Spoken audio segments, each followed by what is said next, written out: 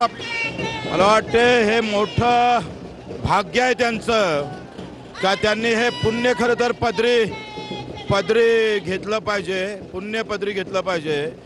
तुमच्या धोरणामुळे आमचा शेतकरी मरतोय आणि आता आमची मानसिकता झाली आहे तुमच्या धोरणानं मरावच लागणार आहे आम्हाला।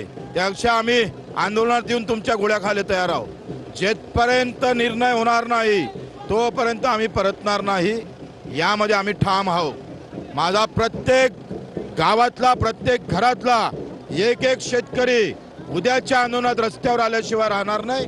आणि मला त्यांना पण आवाहन करायचं आपल्या माध्यमातून का शेतकरी मित्र हो, आमच्या मजुरांना दिव्यांग मेंढपाळांना आता घरी बसून चालणार नाही।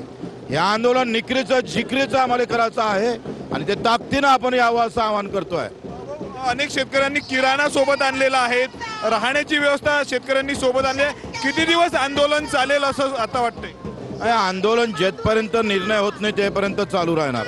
आमची दिल्लीच्या आंदोलनाची देशभर चर्चा झाली।